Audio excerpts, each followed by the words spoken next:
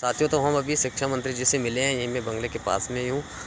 तो मिलने के बाद शिक्षा मंत्री जी कह रहे हैं कि हम जब प्रमुख 4 मांगों को लेकर पहुँचे हैं तो उन्होंने ये कहा है कि आपके कोर्ट का मैटर है और वो जब वहाँ से सॉल्व होगा तभी सारी चीज़ें होंगी।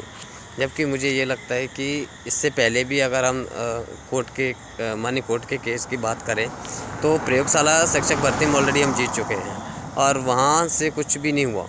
ठीक है, प्रयोगशाला की भर्ती हो ही नहीं रही है, तो हम कैसे विश्वास कर लें कि कल से मैटर में कब क्या होगा। तो मुझे लगता है कि हम आज तक जो संघर्ष और जो सड़कों पर रहे और जो प्रदर्शन करते रहे और आज तक हम इन सबके आश्वासनों को मानते रहे, तो आज बिल्कुल पूरी तरीके से मैं कह सकता हूँ कि आज पूरी तरीके से निराशा है, पूरी तरीके से आज डिमोटिवेशन भर दिया है हमारे अंदर, डिमोटिवेट कर दिया है पूरी तरीके से। तो मुझे नहीं लगता कि आगे कुछ प्रोसेस होगी और आगे कुछ हो पाएगा। अब तो माननीय हाई कोर्ट के द्वारा कुछ चीज़ें जो कुछ क्लियर होंगी तभी कुछ आगे प्रोसेस बढ़ेगी, अन्यथा यहाँ से कुछ चीज़ें क्लियर नहीं हो सकती और कुछ भी नहीं हो सकता। तो किसी मंत्री से मिलना या फिर यहाँ से माननीय शिक्षा मंत्री जी से बार बार मिलना कोई अर्थ नहीं रह जाएगा। तो मुझे तो कुछ भी नहीं लगता। ठीक है साथियों, और हम समझ सकते हैं कि आज तक हम जो संघर्ष करते रहे, हमने आज तो ये सीख लिया है कि आज तक कि हम जब तक हम अपने आप में बदलाव लेकर आने नहीं आएंगे और अपने आप में जब तक अच्छी तरीके से नहीं सोच और जब तक हम संघर्ष को सफल तभी कर सकते हैं जब हम सही तरीके से होंगे और जब सही तरीके से हम अपनी जागरूकता बना के रखेंगे और अपने हक़ के लिए लड़ते रहेंगे। तो साथियों, मैं आज बहुत दुखी हूँ इस बात को लेकर कि आज मतलब कुछ शिक्षा मंत्री जी के इस तरीके से बयान रहना बहुत दुखद बात है और मैं पूरी तरीके से निराश हूँ। और मुझे लगता है कि इस तरीके के जो आश्वासन और इस तरीके से जवाब मिलना हमारे लिए बिल्कुल सही नहीं है। हम सभी युवाओं के लिए, पूरे मध्य प्रदेश के युवाओं के लिए, और जिस तरीके से हमारे जितने भी अभ्यर्थी थे, चाहे हमने जितनी भी पदवृद्धि की मांग की हो, चाहे आज तक हमें जो आश्वासन मिला उसके तौर पर हमने आज प्रमुख 4 मांगों को भी रखा, तब भी जो जायज़ मांगे वो भी पूरी करते हुए नहीं दिख रही है। तो मुझे लग रहा है कि इससे बड़ा डिमोटिवेशन तो कुछ नहीं हो सकता। मुझे नहीं लगता कि कुछ संभावनाएँ हैं।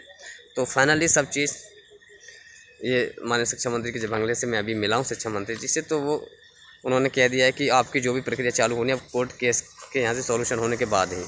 तो मुझे नहीं लगता कि अब हमें अपने हाथ पैर मानसिक रूप से प्रताड़ना अब और झेलनी चाहिए। बहुत झेल चुके हैं 2 साल से, और कुछ भी पूरा नहीं हो रहा है।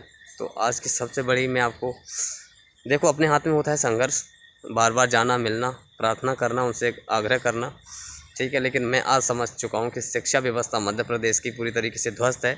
ना शिक्षा मंत्री जी ध्यान दे रहे हैं और ना अन्य मंत्री के पास जाते हैं, वो कहते हैं शिक्षा मंत्री जी से मिलो, और शिक्षा मंत्री जी जाते हैं वो कहते हैं कि कोर्ट के मैटर हैं। जब विभाग में जाओ तो कोर्ट का ऐसा कोई मैटर नहीं है।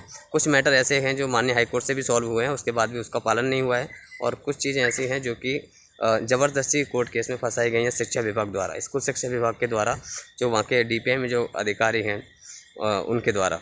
तो साथियों, सबसे बड़ी निराशा है। अब मैं इस दुख को बयान नहीं कर सकता, मतलब मैं अब कुछ नहीं कह सकता इससे ज़्यादा, ठीक है।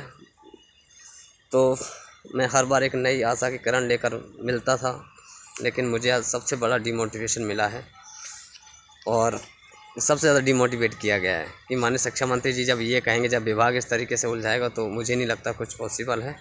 बस मुझे यहाँ सुबह 11 बजे से इंतज़ार करते करते 8 के 8:30 बज गए हैं और मैं अभी यहाँ पर रुका हुआ था मिलने के लिए, और उसका जवाब ये है। ठीक है साथियों, बाकी इतनी जल्दी मैं अपना दुख बयान नहीं कर पाऊँगा, सुनाऊँगा कभी जब दुख रहेगा। दुख तो मुझे भी बहुत ज़्यादा है, पर मैं इस तरीके से भी बयान नहीं कर सकता आपके सामने, ठीक है।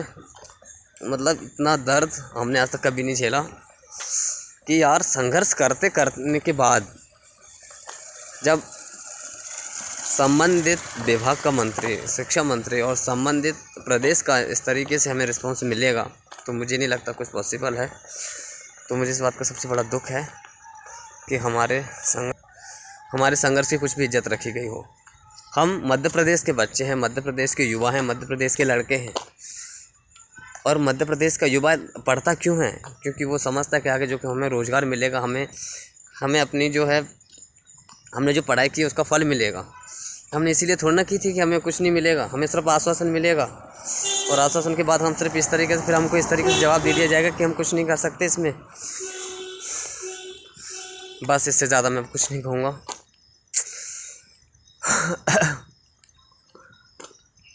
यार मैं अब क्या बोलूँ यार, दुनिया का सबसे बड़ा दुख है यार।